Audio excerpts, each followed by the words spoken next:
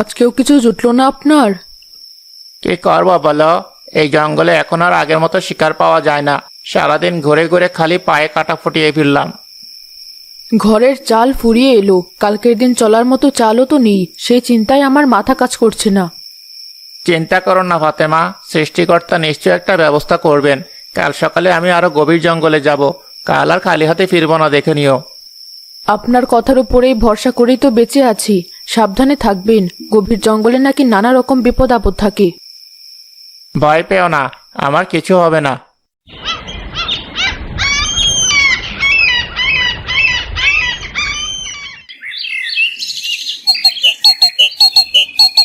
কি সুন্দর সুর! এমন মিষ্টি ডাক তো আগে কখনো শুনিনি। পাখিটা দেখতে কেমন কে জানে। আরিফ শব্দের উৎস ধরে এগিয়ে যায়, দেখে একটা গাছের ডালে বসে আছে এক আশ্চর্য রঙিন পাখি। বাহ, কি সুন্দর পাখি! এমন পাখি তো আমি জীবনেও দেখিনি। একে যদি ধরতে পারি, বাজারে ভালো দামে বিক্রি করা যাবে, আমাদের অভাব দূর হয়ে যাবে।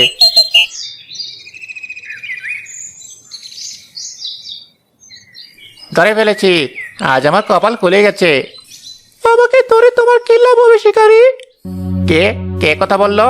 এখানে তো আমি ছাড়া আর কেউ নেই। আমি কথা বলেছি শিকারী, তোমার জালের ভেতরে যে বন্দি সে কথা বলা পাখি। এ তো অবিশ্বাস্য, পাখি কথা বলছে! আমি কি স্বপ্ন দেখছি? তুমি স্বপ্ন দেখছো না শিকারী, এটাই সত্যি। এখন আমাকে জাল থেকে বের করো, আমার দম আটকে আসছে। তুমি কে? কোনো জাদুঘরের মায়া নও তো? আমি কোনো মায়া নই, আমি এক আশ্চর্য পাখি। শোনো শিকারী, আমাকে বাজারে বিক্রি করে তুমি হয়তো সামান্য কিছু টাকা পাবে, কিন্তু তাতে তোমার অভাব চিরদিনের জন্য মিটবে না। তাহলে আমি তোমাকে দিয়ে কি করব? আমার কথা শোনো, আমাকে নিয়ে চলো এই রাজ্যের মহারাজের কাছে। মহারাজের কাছে? আমি একজন গরিব শিকারী, আমাকে তো রাজপ্রাসাদের দরজায় ঘেঁষতেই দেবে না। সেই চিন্তা তোমায় করতে হবে না, তুমি শুধু আমাকে নিয়ে চলো। আমি কথা বললে মহারাজ নিজেই তোমাকে ডেকে নেবেন, আর তিনি আমাকে কিনতে রাজি হলে তুমি এত স্বর্ণমুদ্রা পাবে যে তোমার ভাগ্য বদলে যাবে। তোমার কথাই যুক্তি আছে, সামান্য টাকায় বিক্রি করার চেয়ে মহারাজের কাছে নিয়ে গেলে লাভ বেশি। কিন্তু যদি মহারাজ রাগ করেন? এই রাজ্যের মহারাজ একজন জ্ঞানী এবং ন্যায়পরায়ণ শাসক। তিনি আশ্চর্য জিনিস ভালোবাসেন। তিনি রাগ করবেন না, বরং খুশি হবেন। এখন আর দেরি করো না, আমাকে নিয়ে চলো। আরিফ পাখিটাকে জাল থেকে বের করে একটা খাঁচায় ভরে, তারপর বাড়ির দিকে রওনা হয়।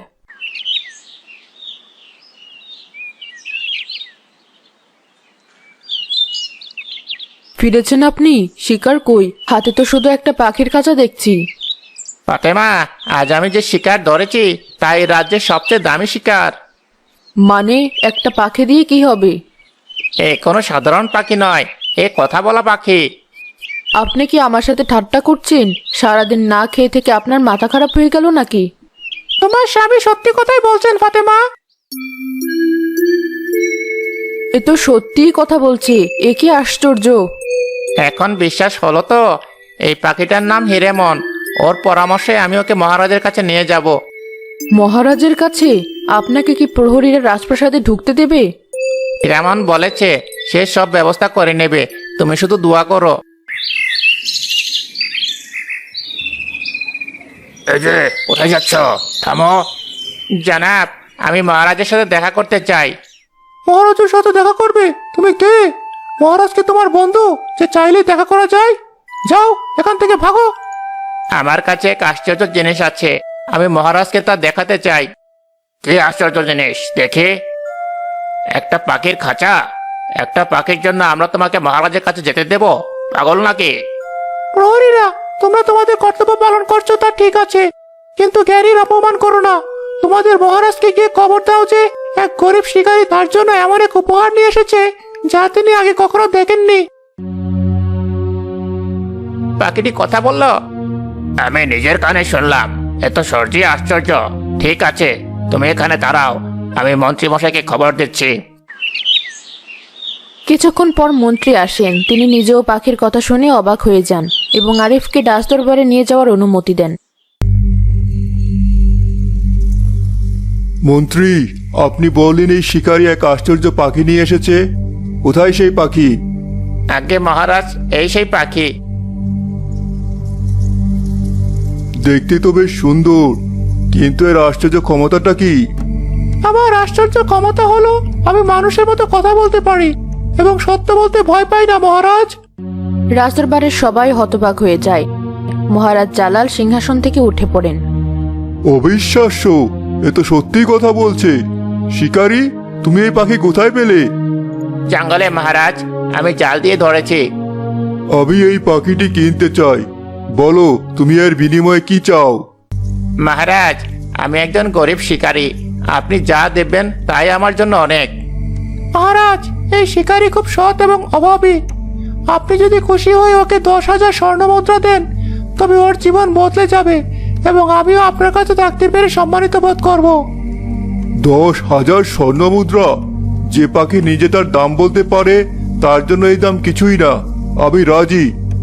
মন্ত্রী, একে 10,000 স্বর্ণমুদ্রা দিয়ে দাও, আর এই পাখি আজ থেকে আমার। আরিফ স্বর্ণমুদ্রা নিয়ে মহারাজকে সালাম করে বিদায় নেয়।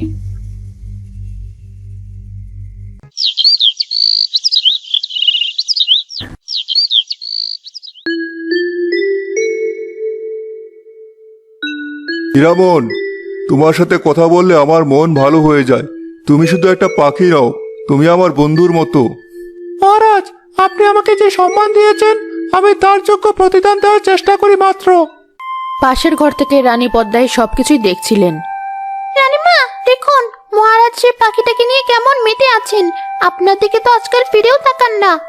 একটা সামান্য পাখি আমার জায়গা কেড়ে নেবে? আমার যে ওই পাখির কদর বেশি হয়ে গেল। আমি এর একটা ভিড় করব।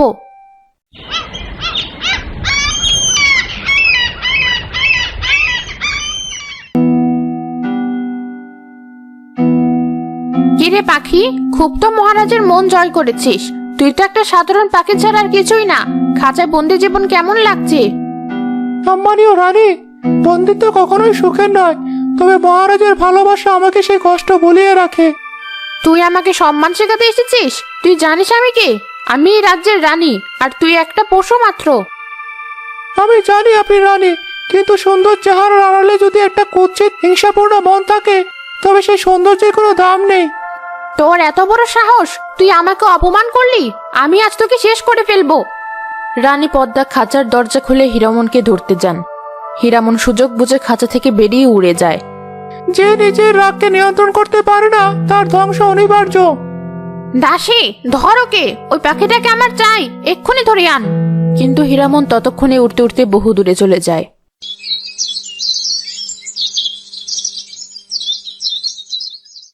হীরামন কোথায়? আমার হীরামনকে দেখছি না কেন? মহারাজ, কি বলবো আপনাকে, ওই অকৃতজ্ঞ পাখিটা উড়ে পালিয়েছে। আমি ওকে আদর করে ফল খাওয়াতে গিয়েছিলাম, আর ও আমাকে ঠোকর মেরে জানালা দিয়ে পালিয়ে গেল। পালিয়ে গেছে? কিন্তু কেন? ও তো আমাকে খুব ভালোবাসতো। তোমার কথা আমার বিশ্বাস হচ্ছে না রানী। নিশ্চয়ই তুমি ওর সাথে কোনো খারাপ ব্যবহার করেছো। আপনি আমাকে বিশ্বাস করছেন না? একটা পাখির জন্য নিজের স্ত্রীকে অবিশ্বাস করছেন? মহারাজ জালাল কোনো উত্তর না দিয়ে সেখান থেকে চলে যান।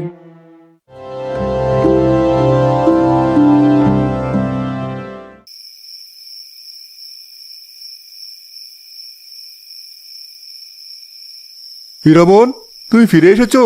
আমি জানতাম তুমি আমাকে ছেড়ে যেতে পারো না। কোথায় ছিলে তুমি? মহারাজ, আমি আপনাকে ছেড়ে যাইনি। আমি রানীর ভয়ে পালিয়েছিলাম। তিনি আমাকে মেরে ফেলতে চেয়েছিলেন। আমি আগেই সন্দেহ করেছিলাম। থাক ওসব কথা, তুমি ফিরে এসেছো, এটাই আমার জন্য সবচেয়ে বড় আনন্দ। মহারাজ, আমি শুধু আপনার কাছে ফিরে আসিনি, আমি একটা অত্যন্ত জরুরি খবর নিয়ে এসেছি। কি খবর হীরামন? আমি উঠতে উঠতে এই রাজ্যের সীমানা পেরিয়ে বহু দূরে এক পাহাড়ের উপর এক দুর্গ দেখতে পাই। সেই দুর্গে এক দুষ্ট জাদুঘর থাকে। তার নাম আসগর। সে তার জাদুশক্তির মাধ্যমে পাশের রাজ্যের সুন্দরী রাজকন্যা নীলিমাকে বন্দী করে রেখেছে। রাজকন্যা নীলিমা? আমি তার সৌন্দর্যের কথা শুনেছি, কিন্তু তাকে এক জাদুঘর বন্দি করে রেখেছে? তার রাজ্যের কেউ তাকে উদ্ধার করার চেষ্টা করেনি? অনেকেই চেষ্টা করেছে মহারাজ, কিন্তু জাদুঘর আসগরের জাদুর সামনে কেউ টিকতে পারেনি। সে সবাইকে পরাজিত করেছে। রাজকন্যা সেখানে খুব কষ্টের দিন কাটাচ্ছেন। এ তো ঘোর অন্যায়। একজন নিরাপরাধ রাজকন্যা এভাবে বন্দী থাকবে, আর আমি একজন মহারাজ হয়ে বসে থাকবো? এটা হতে পারে না। আমি তাকে উদ্ধার করতে যাব। কিন্তু কাজটা খুব কঠিন মহারাজ। জাদুঘর খুব শক্তিশালী। আমি কোনো বিপদকেই ভয় পাই না। তুমি আমাকে পথ দেখিয়ে নিয়ে যেতে পারবে? অবশ্যই পারবো মহারাজ, কিন্তু আপনাকে একা গেলে চলবে না। আপনার রাজকীয় আস্থা বলে একটা আশ্চর্য পক্ষীরাজ ঘোড়া আছে, সেটি বাতাসে উঠতে পারে। আপনাকে ওঠার পিঠে চড়ে যেতে হবে। পঙ্খিরাজ ঘোড়া? আমার আস্থা বলে? আমি তো এ ব্যাপারে কিছুই জানি না। এটি একটা গোপন রহস্য, যা শুধুমাত্র আপনার পূর্বপুরুষেরা জানতেন। চলুন, আমি আপনাকে সেই ঘোড়া দেখিয়ে দিচ্ছি। মহারাজ এবং হীরামন রাজকীয় আস্তাবলের এক গোপন কক্ষে যায়। অসাধারণ! হীরামন, তুমি না থাকলে আমি গুপ্তধনের কথা কোনোদিনই জানতে পারতাম না। ঠিক আছে, আমরা কাল সকালে রাজকন্যা নীলিমাকে উদ্ধার করতে রওনা হব।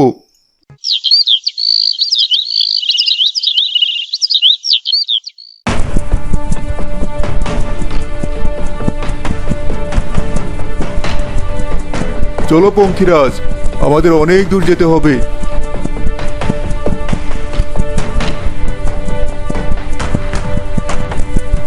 মহারাজ, ওই যে দূর পাহাড় দেখা যাচ্ছে, ওখানে জাদুঘর রাজপুরের দুর্গ। আমরা প্রায় পৌঁছে গেছি। রাজকন্যা নীলিমা, তোমার মুক্তির সময় হয়ে এসেছে। কে আছিস ভিতরে? আমি মহারাজ জালাল, দরজা খোল।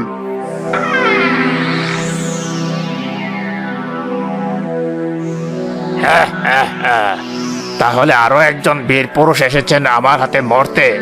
কি চাও তুমি? আমি রাজকন্যা নীলিমাকে মুক্ত করতে এসেছি। সময় থাকতে ওকে আমার হাতে তুলে দে, নইলে তোর পরিণতি খুব খারাপ হবে।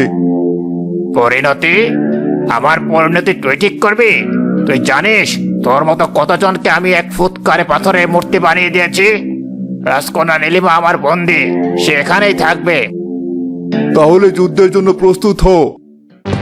মহারাজ তলোয়ার নিয়ে আজগরের দিকে তেড়ে যান, কিন্তু আজগর তার হাতের জাদুর লাঠি ঘুরাতেই মহারাজের তলোয়ার ছিটকে দূরে পড়ে যায়।